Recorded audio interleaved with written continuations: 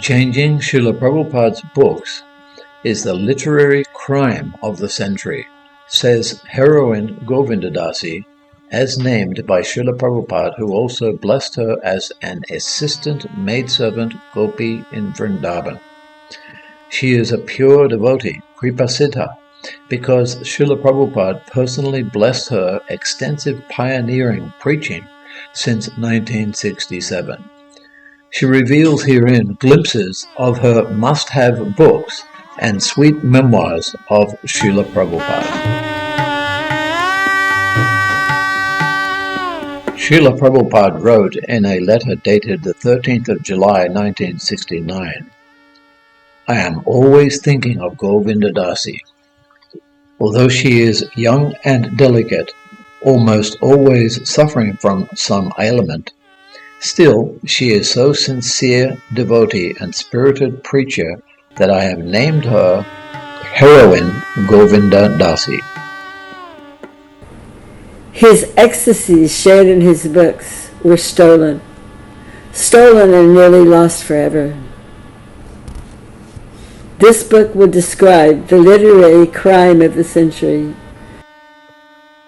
Srila Prabhupada praised Govinda Dasi during a Srimad Bhagavatam class, 1st of August 1975, New Orleans Farm. We must be very much thankful to our Govinda Dasi.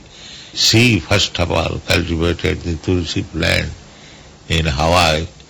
Now our Tulasi plant is distributed. So she has done a great service. I think I gave her the seeds and she very nicely done it. Now everywhere we see Tulasi plant. It is very pleasing.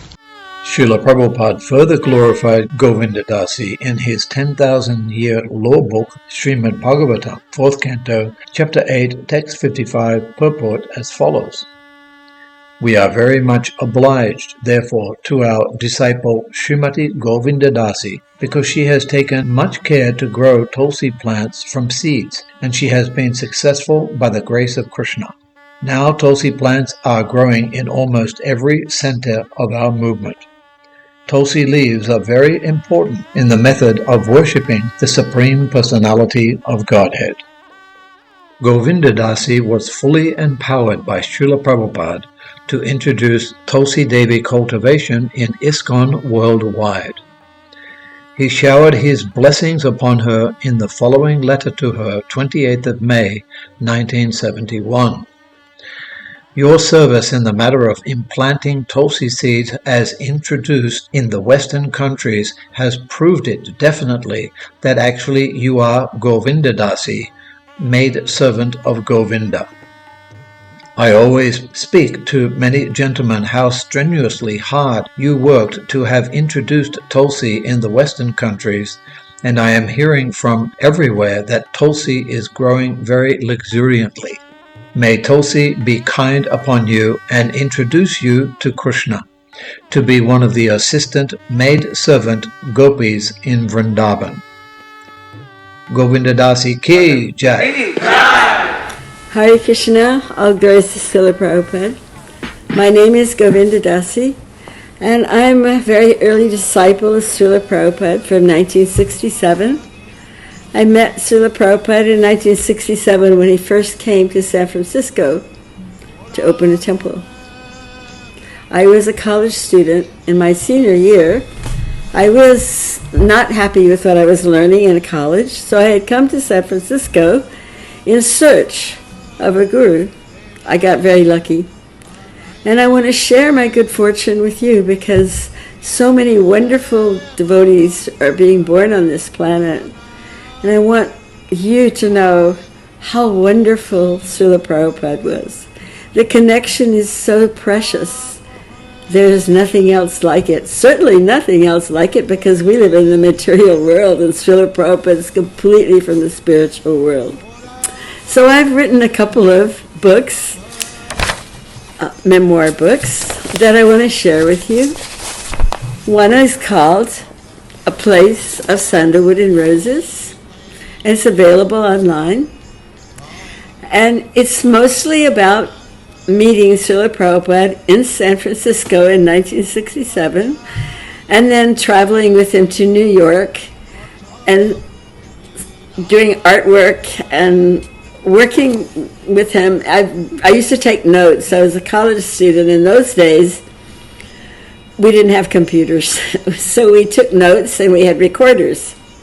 So this is my first book. It's available online.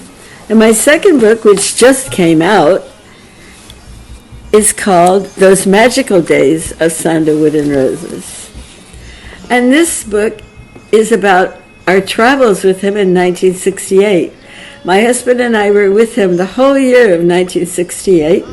I was his secretary, cook, bottle washer, bathroom cleaner, clothes washer, whatever. It was a wonderful time. I loved it. It was the happiest year of my life.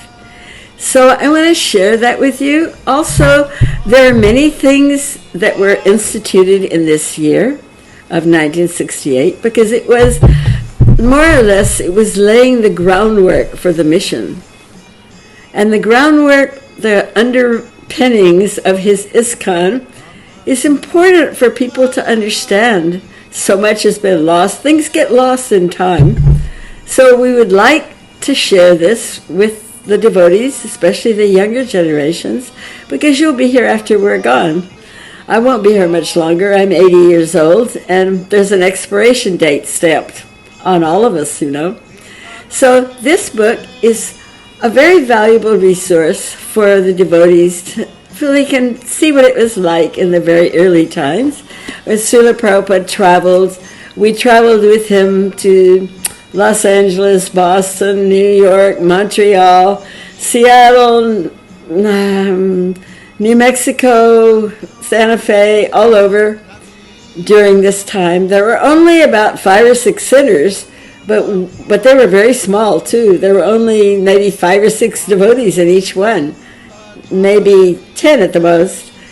So this book is now available online, and I'm working on a third book. I've actually written it already, but I want to share it with you because who knows how long we have here. I want to make sure that everyone gets to read it too. So I would like to get your feedback. I thought I would read a couple of chapters to you, and then maybe you can give me your feedback so that I can know what a good idea is and what a good idea isn't. So, I will read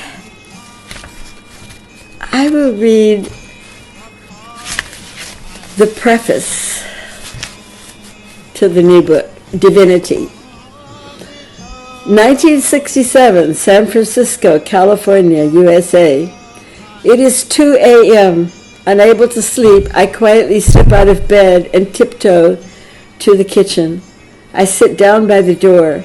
A curtain hangs slightly crooked over the doorway between the kitchen and the living room. I sit quietly curled up by the curtain and listen. He clears his throat and his voice begins. My dear Lord, O Krishna, when you go to the forest during the day, and we do not see your sweet face, the gopis are saying, half a second becomes as long as an entire age for us. His voice is filled with love and rapture and complete surrender. Click, the tape rewinds. And we consider the Creator who has put eyelids on our eyes we use for seeing you to be simply a fool. Click. There is no other consummation for the eyes than the sight of Sri Krishna. Whoever sees him is most fortunate indeed. There is a long pause, then a click. The tape rewinds again. His voice goes on, crisp and confident. The dictaphone rewinds. He first hears, then a long pause, then speaks. He is hearing directly from Lord Krishna, then speaking and recording sacred words into a dictaphone. This loving exchange will create his books. I hear the rustle of pages as he compares the Sanskrit texts, choosing every word, each meaning so carefully. The sacred sounds flow like music, words from the transcendental realm, opening the doors of my consciousness. I feel the mood of love coursing through me. From these sacred words, my beloved Master is speaking, recording so firmly, confidently, as if he is sitting close to the blessed Lord Krishna himself, and repeating the very same words the Lord has spoken. Click. Lord Krishna has a promise from before to reciprocate with his devotees according to the way they worship him. Click, long pause. In whatever way my devotees surrender unto me, I reward them accordingly. Everyone follows my path in all respects, O son of Partha. Click. Just as the celestial waters of the Ganges flow unobstructed into the ocean, so when my devotees simply hear of me, their words come to me, and their minds come to me, who resides in the hearts of all. Another long pause. Though he is now elderly, with frail health, he is determined to share this message with the world.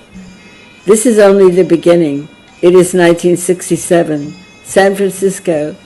Every night in these wee hours in the morning, he sits in this sacred meditation, inviting the message from the transcendental world, that spiritual world beyond the world of matter. His love is a calling to rain God's grace on the struggling souls of this darker realm. His determination is formidable. He is 72 years old. He has come from India alone with only a letter of introduction to an unknown family, the son of a friend. He has nothing more than a trunk full of books, his own books, and a heart full of love and devotion, and steel-framed determination. No money, no friends, no family.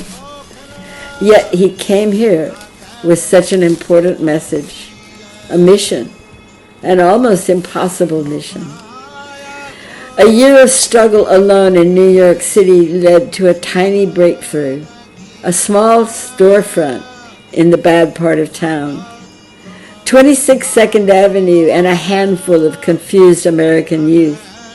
Teens and 20-somethings who found meaning in his words, admiration for his will, and inspiration from his love.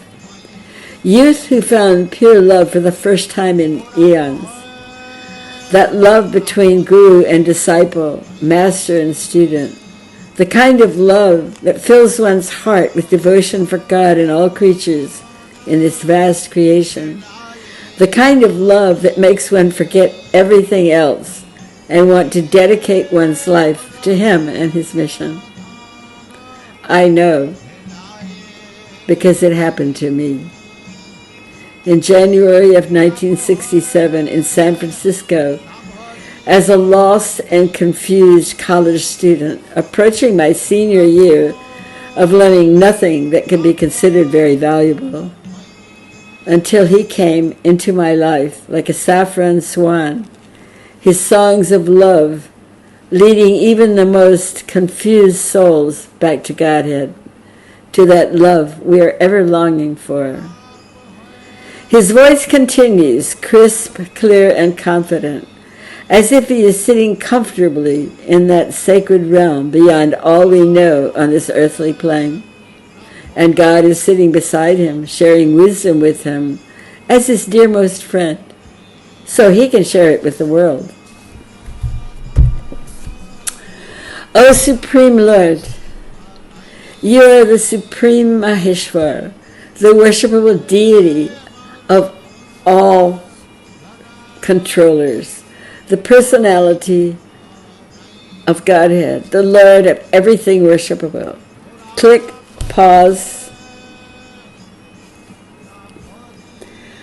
One who sees that golden-colored personality of Godhead, that Supreme Lord, the Supreme Actor, who is the source of supreme Brahman is liberated. Click, long pause. We offer our respectful obeisances unto the lotus feet of the Lord, upon whom one should always meditate. Sacred words spoken in the dead of night, yet filled with light and love. Words coming from that sacred place beyond this realm of matter. Words that are the balm to heal the hearts of the world. Sacred words, Krishna's words, unforgettable words, unchangeable words.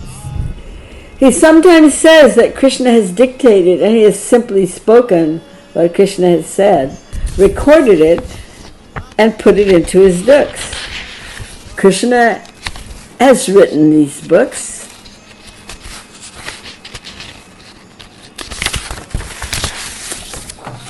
He declares, Krishna has written these books. He declares, he has spoken my books. I have not written them. He has written them. Pure transcendental sound vibrations from the spiritual world. Every day you have to read my books. Do you know that every day even I read my own books? Do you know why I read my own books? I read my own books every day because even when I read them, I learn something. Do you know why I learn something new when I read my books? Because these books are not my books. I do not write these books. Every morning when I sit here to write my books, Krishna comes personally and he dictates to me what to write. I simply take dictation from Krishna and write these books, write what he says. Therefore, when I read them, even I learn something. So many books, done in only 10 years, during these nightly meetings with God, sharing wisdom and love for all humanity. Even at the very end of life, his communion with God continued, and the sacred words were shared all over the world. So much effort, so much dedication, so much determination against impossible odds. So humble, so kind, and so pure. So sincere in his love for all God's children. Yet the tragedy unfolds. Only a short time after his demise, those sacred words, those special meetings with God, those moments of rapture, his ecstasies shared in his books were stolen and nearly lost forever. This book will describe the literary crime of the century, when sacred words were nearly lost in whirlwinds of academic and sociological perspectives, whirlwinds that audaciously rewrote his masterpieces of loving devotion, turning them from transcendental visions of enlightenment into socialized versions of religion and ritual. The story is long and complex, so please bear with me. Thank you.